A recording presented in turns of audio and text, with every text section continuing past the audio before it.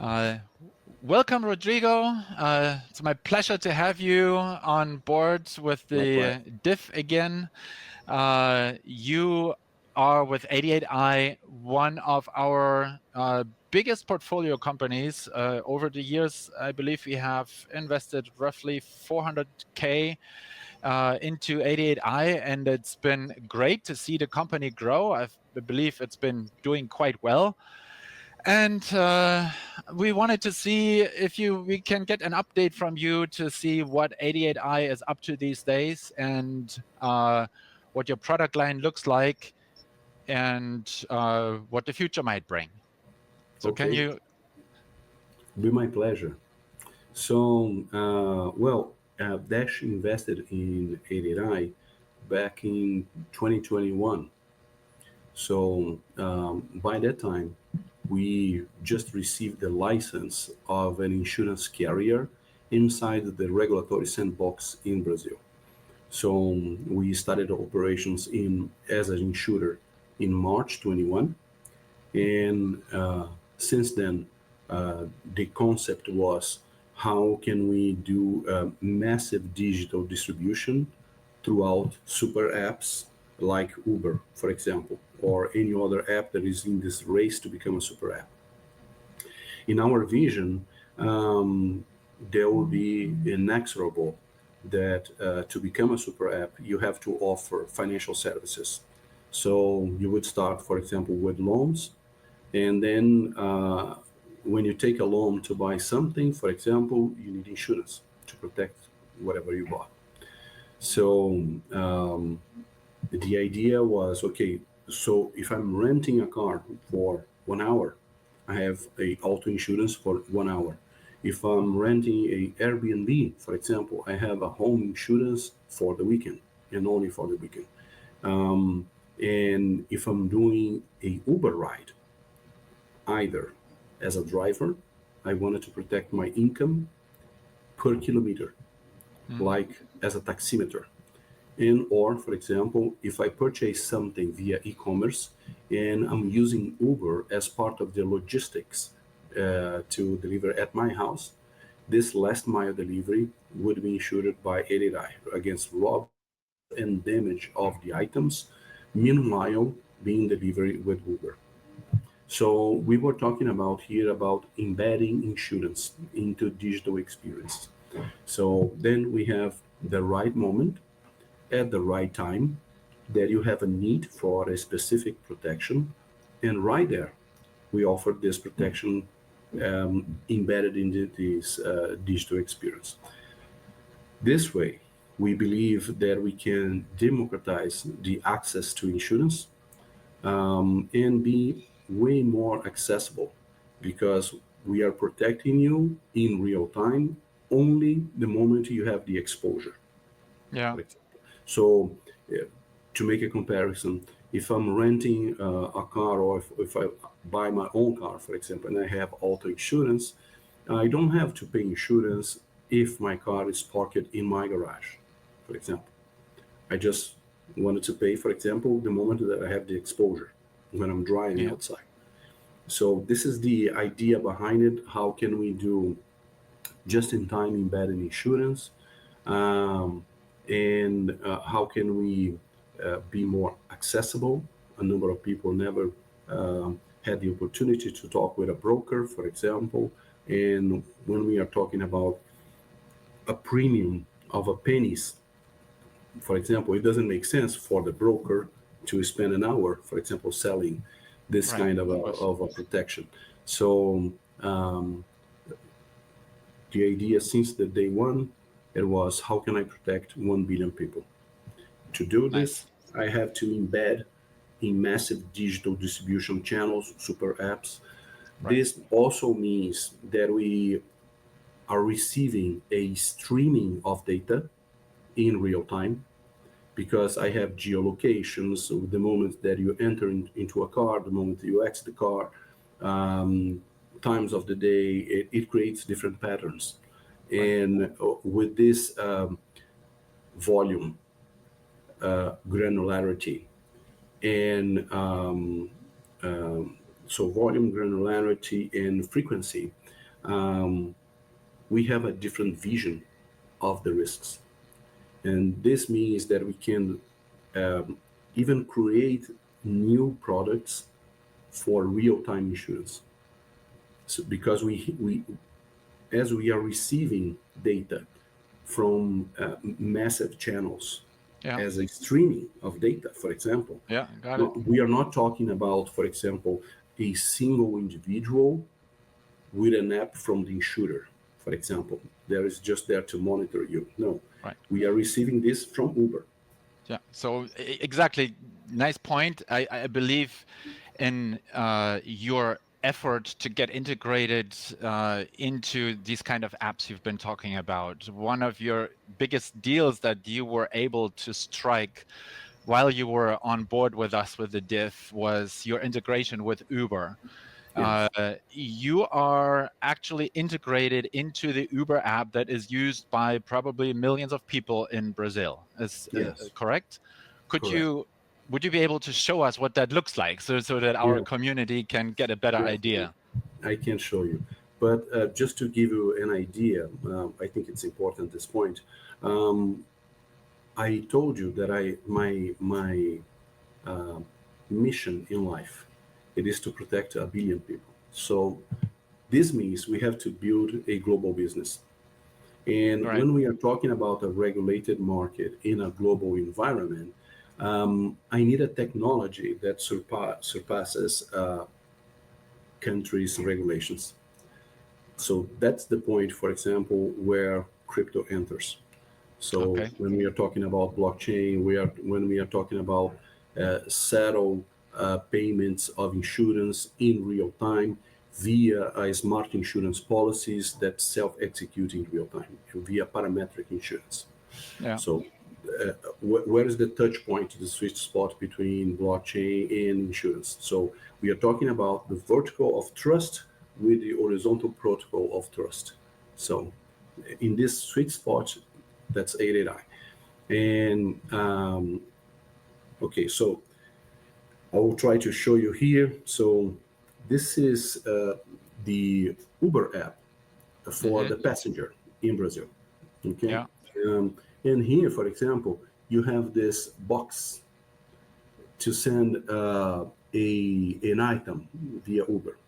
So when you touch here, you can send it. For example, this is sending to you. I'm sending from A to B. This is receiving from B to A, and this is a shipment from store. So assuming that I purchase something on e-commerce from the store to my house. So these are Or courier drivers. When I have these documents, I want to have them sent to the office across town. I can use this service. yes. And then here, for example, sending an item, let's say that I choose a address and like calling a Uber for a ride. So Hmm. here, as I click on the item, I have three different options that are via motorcycle, via passenger vehicle, or a small truck, for example, depending on the size dimensions of what I'm sending.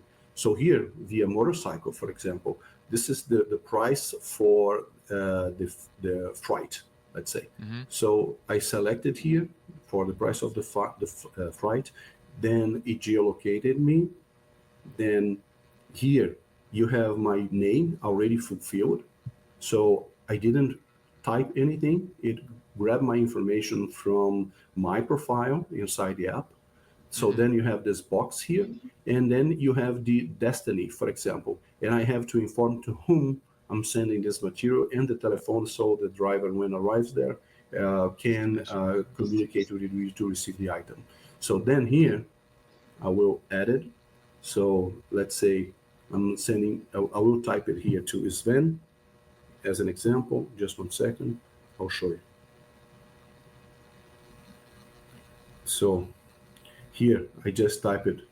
Uh, I'm sending to Sven here Okay. and type a No, telephone, assuming yeah. that was your telephone here in Brazil. Okay, then I will save it here on the bottom. Then I have your name here now. Yeah. send it to you with the address that I selected. Okay. Then here it says protect your delivery. Right. So let's see, So those are really valuable documents or, something that I don't want to get lost in an now, accident or stolen. So what do I do?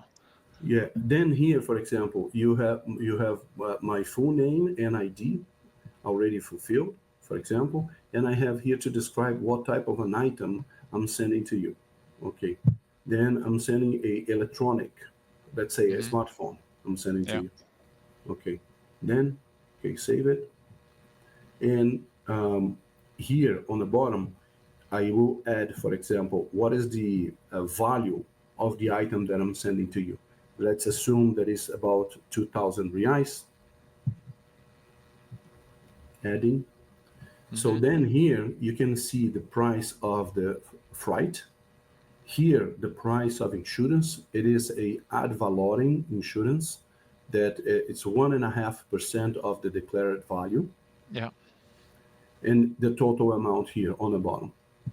Then you see the terms and conditions, and here you can see in this line, this is underwritten by 88i. Fourth line from the bottom. Yeah, If you ignore that policy order, yeah, I see yeah, at the end of the line, 88I Seguridao Digital SA. yeah, Very nice. seguradora digital. 88i Securadora. seguradora You say it better than I can. digital. It's Okay. insurer. So Yeah. then here, you just have to confirm it. And then now I'm calling a motorcycle delivery guy, and this item is already protected inside Uber. The policy Yeah. is already issued. So this is Awesome. the example in production. Um, so this is one example for the passenger. It is the passenger who purchase this insurance, and whenever I'm sending an item, and this one here, it is for the Uber driver. Yeah. So it's another app. For the Uber driver, for example, you have here the wallet, then you have the account. Here you have insurance. Oops, here, seguro. Seguro. Yeah.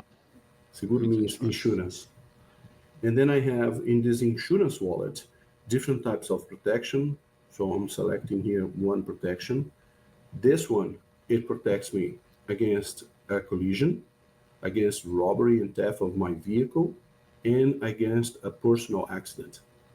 Yeah. In all those cases, what I'm protecting, it is the income of the driver. So I look back to the 20 days moving average of their income. And if they have a personal accident, a collision, a robbery, or theft, then I pay their daily incomes for 15 days. Yeah. This is the product. And then here as well, you see the policy wording, and on the bottom, you can see, for example, 88i Seguradora Yeah. Digital. Second This is last the line. same I thing. see it right. Yes. Beginning of the line. Yeah, here on Good. the where is my finger. So what we are doing here, it is just in time embedded insurance. With this, to give you some numbers, last year we issued over 18 million insurance policies. And we have about 83,000 monthly subscribers today. So the company achieved break even in August 23. In 24, it was the first year of profits of the company. So we start operations in 2021, break even in 23, make profitable in 24. Now we are applying to exit the regulatory sandbox and become a definitive insurance carrier. We'll open, Can you quickly, for people who don't know what the regulatory sandbox is, or yes, what that means for you, how it restricts you, what does that mean, and what implications would it have if you sure. exit the sandbox? The sandbox, let's say it is a experimental regulatory environment created by the insurance regulator. So they would lower the minimum capital required to become an insurer. And instead of, for example, 8 million at the entry level and then 30 million, for example, they reduce this to about 1 million. So this is the minimum capital required. And as we started operations, we have to make provisions up to 50% of the premium issue, for example. So a traditional carrier, they have to make provisions about 20%. But as we initiate with a lower capital, we have to make higher provisions to capitalize the company throughout the journey. Uh, they also minimize the systemic risks because they only allow us to make short lifespan policies. So we cannot do life insurance, for example, that is long tail. Right. Neither we can do about $1 million of coverage, for example. We can only do 30,000 of coverage. So Okay. they reduce the amount of risks that you can Got it. purchase it in the market, and also they reduce the lifespan.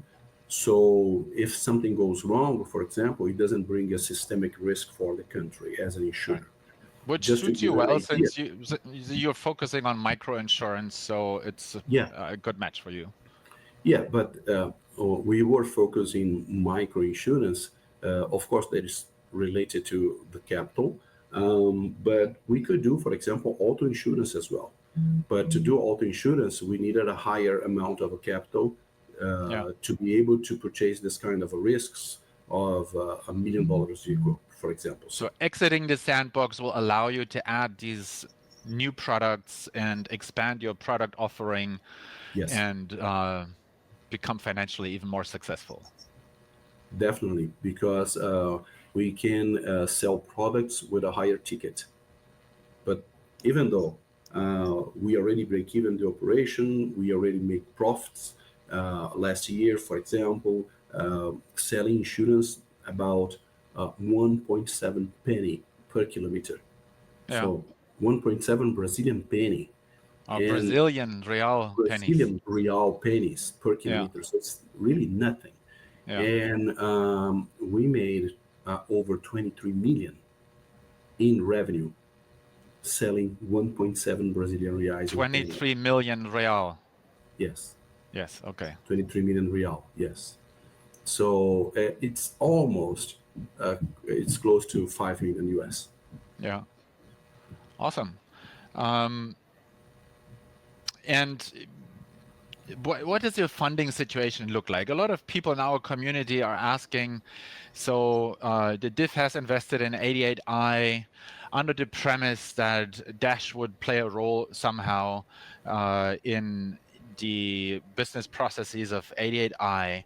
And we get to that in a moment. Hmm. But of course, the community is also interested in seeing how this investment has been working out financially.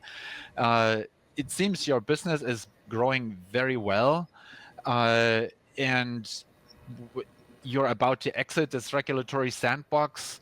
Uh, is there a new funding round on the horizon, and would that funding round present an exit opportunity for us? How do you see that? Okay. So at the moment, we are not searching for the Series A round at the moment, but we will Hmm. this year. And the reason we are not doing now, it is the transition from the sandbox to a definitive carrier. Because, Yeah. for example, um, if we go for a Series A now, investors would try to make a discount because of our situation inside the regulatory sandbox. And as a definitive carrier, then there is no excuse, for example, to make a discount on the valuation. So once we Right. are already break-even company, um, we will do the Series A as soon as we have the definitive license, which we believe it will happen in the second semester of this year. So Okay. we are about 80 to 85% completion of the process. We already changed the controlling group of the company, bringing in Domo Invest, which is a VC in Brazil with over 216 million in capital, as part of the controlling group of the insurer, reducing any kind of potential systemic risks for the regulator. We increased capital. Last time it was in June 24 when we increased capital for a definitive carrier. So we are operating about 1 year now with the necessary capital for a full carrier. So it's been 1 year. And we had already our business plan approved by the regulator about liquidity, solvency, purpose of the company, everything that we are planning to offer to the market is already approved by the regulator. Now they are analyzing the capital increases since 2021 until today for the definitive license. So Got it. here, for example, in case of Dash, it's a kind of a tricky situation, for example, because they are trying to identify the ultimate beneficial owner, and it's a DAO. The DIF doesn't have an ultimate beneficial owner. Yes, Yes. so this is being kind of a challenging for me to explain for the regulator. So that's one of the reasons why it's taking longer for Right. for us to get the approval. Do you Okay, do you see that this problem will ultimately be solved, or could that it be will. such a stumbling block that somehow, your whole plans will fall apart over this? It will be solved. It will take more or less time, but it will be solved. I'm 100% sure. And so in the meantime, since your company is profitable, you're way past break even, I assume there is no need for additional bridge funding rounds just to keep you afloat until you No. hit the sandbox exit and you go for an expansion through a Series A, major Yes, as we funding round. are already break even, we don't need any additional capital at the moment. No breach, no, it's not necessary. And that's why also we feel comfortable to wait until we have the definitive license by the second semester to raise the Series A with no discount in the valuation. Yeah. So, in answering your question, is there a possibility to exiting for Dash? Yes, definitely it is. So, with the Series A, we are thinking about raising about 12 million USDs at least.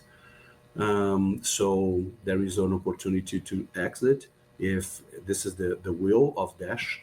And talking about implementing the technology with us, this was our desire since day one. Yeah, When that's actually one of the other major questions that we always get, right? The you the one is, is this investment ever going to pay off? It's been years, and some of the people in the community are not necessarily so familiar with how private equity investments work, and I sometimes know, have to explain, you got to be patient. This is not like invest today and triple your investment tomorrow. uh, you know Sometimes people in the crypto space are kind of used to the 10x overnight. This is not how this all works, and I think we know that, but I have to manage expectations sometimes a little bit. But it's definitely great to see that we are on a good track and our investment will pay off. There will mhm. eventually be an exit opportunity once you're ready to exit a sandbox, and once you're ready to ask for an undiscounted Series A round. That makes perfect sense to me. Yeah. um, Just to the explain for the audience how VCs of startup works. So usually when they created a fund like DIF, for example, they analyze at least 5 years projection of the company. We are not there yet. The investment happened in 21. Yeah. And they make a discounted cash flow of those 5 years projection. And they usually are able to extend to from 5 to 7 years of investments, and then 3 years for disinvestment.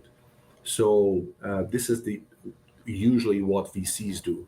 So it's a window between 5 to 10 years, and you make these investments from the 5th year to the 7th year. Then you start to make these investments in the portfolio. Yes. Of course, they don't talk about the failure rate. It's super high. A It's number super of high. Yes. companies die in the process because they are, let's say, anticipating the future and investing now to prove a thesis. 88i itself almost died several times, and we pivoted one, two, and a number of times until we finally found the market fit. Yeah. Then we find it the break even, and then we adjust the unit of economics of the product. So we really understood how to make money here. Yeah. And going back to developing together. Yeah, so that Um, was the other question, and people ask, aside from the financial aspects, one of the main reasons for the DIF to get involved with 88i was the prospect of 88i building part of your processes on Dash, specifically Dash platform. Now, we've had a very long delay. Dash platform has been promised to be out for years, like literally years. Indeed. It finally got launched towards the end of last year. Now it is available. And of course, that brings up the question, so what now? Is 88i in the meantime already so far ahead, and have they been forced to build on other technologies that there is no more opportunity for platform to play a role, or is that still an option? And if so, what would that look like? It is still an option. I spoke with Ryan Goal, and the idea was to have the support of the dev community as well.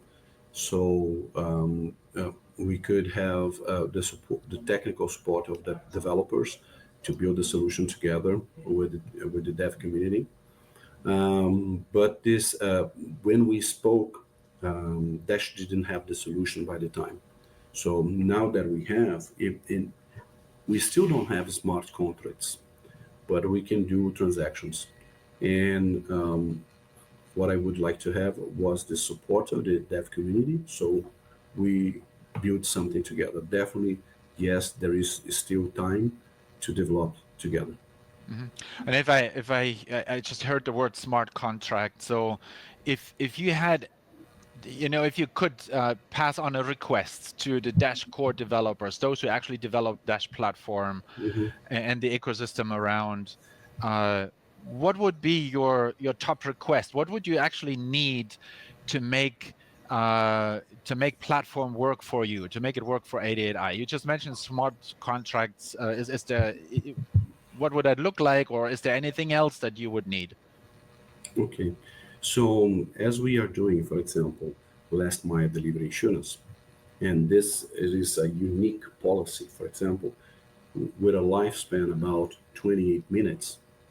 Mhm. So we have the information when the trip starts, we have the information when it ends. So it's the lifespan of a policy. We have the value declared of the item that is making this trip. Mhm. Um, and the idea it is to make a parametric insurance. Therefore, if it is parametric, the all the rules are already predefined. And if the rules are predefined, it means it could be programmable. If it is Right. programmable, then I can settle claims in real time. Right. Because if I have the triggers, for example, from Uber about a trip that never ends, uh, I do have a claim. And then I make the instant payment in real time. So Mhm. just to give an idea, how are we thinking about this? Okay. And the one aspect to make that happen would be smart contract ability, or anything else? Smart contract ability is one point, but I think we can make transactions. We can make timestamping, for example, of different events. So I have one event which is issuing of a policy. I have another event that is a first notice of loss, if it is the case. If Yeah. not, I have the termination of the policy. So I have some events that I can do timestamping, for Yeah. example, as an alternative. For Hmm. example, for if we don't have a smart contract, could work this way as well. And those features, the timestamping and then the other things you just talked about, those would be new products, I assume, like additional products, or are we talking about integrating that into already existing products? Already existing products. Okay. It will be an evolution of what we have. Yeah. Okay. Well, that sounds exciting, and I'm sure the core developers are going to watch our little interview as well. The Um, idea since the beginning, it was okay, what is the challenge for any crypto? It is adoption. yes, of So course. the idea here, like the internet, you don't have to know TCP/IP to send an email, and you don't have to know blockchain to use it. It simply works.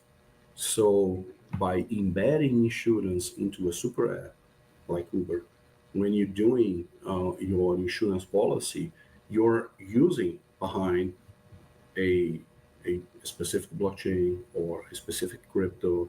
Um, we don't even know it, but Hmm. this is super scalable Hmm. worldwide. Hmm. So the touch point is here, it is the adoption and how do we embed the technology in the daily experience. Yeah, I fully agree. Uh, One more question that I'm just thinking of, since you mentioned timestamping as an example. Hmm. If you were to do that as on-chain blockchain transactions, that usually involves some form of um, transaction fee. On Hmm. platform, this is handled with platform credits, who tend to be even smaller than regular on-chain transaction fees. But still, do you have any idea of what sort of the limit is of what would be workable for you in that regard? Or Okay, so the reason why I looked for Dash at the very beginning, it was the cost of transaction. yeah. So it's a super fast network with a low cost of transaction. So was the idea. This is why as well we made an experience with Hedera. And with Hedera Hashgraph, it is the same idea. It is a DAG, but there we have a super low cost of transactions as well and speed. So Hmm. and the concept there, it was timestamping. Hmm. So Is that feature based on Hedera Hashgraph currently live in any of your products? it is on the experimental environment, not in production. Okay. And what is But your experience in the experimental environment? well, um, the experience here was, for example, not in case of Hedera, but throughout the journey, because we tested different networks. First, it was the cost of a transaction. It was super expensive. When we are making an insurance for 1.7 Brazilian pennies, Yeah. the cost of transaction is super sensitive. So it was the let's say the cost of the sauce expensive than the cost of the chicken. So that it makes sense. Right. And the transaction cost more than the The register of the insurance. transaction cost more of the insurance. So Yeah. it doesn't make sense. Yeah. Then in another experience, we had a problem with the size of the block and how much information could we add, for example, for registering a policy. And in some networks, the space was just 250 characters, for example, so it doesn't give much space. Yeah. So we are just adding, for example, the hash of the policy number.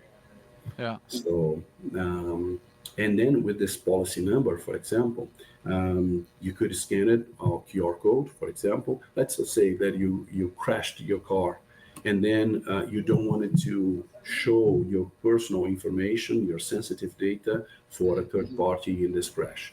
But you could show, for example, a QR code of your insurance policy. And when I scan it, this QR code of my insurance policy, it means notification of a claim, a first notice of loss. Then Yeah. I started the first notice of loss that I just scanned it, for example, and fulfill as a third party claiming insurance as well, without revealing your personal information for this person, for example. Got it. Okay. So you still have privacy, and you start the insurance regulation adjustment process with this QR code without revealing your personal information, for example. Okay. Well, great. I think that probably will give our developers also something to think about to see how we can hit those criteria in terms of Mhm. blockchain space, transaction fees, transaction time until finality. Yeah, those are all things that are important to you. And I believe those are also things that platform can solve. And I think it would be fantastic to have 88i as a sort of flagship use case to Mhm. demonstrate to the world what Dash and Dash platform can do. Um, I would love to. yeah, fantastic. Well, Rodrigo, it was very nice to have you on here today. I think we're all excited about what the future will bring for 88i, what it will mean for Dash, and I wish you the best of success for the Likewise. rest of the year.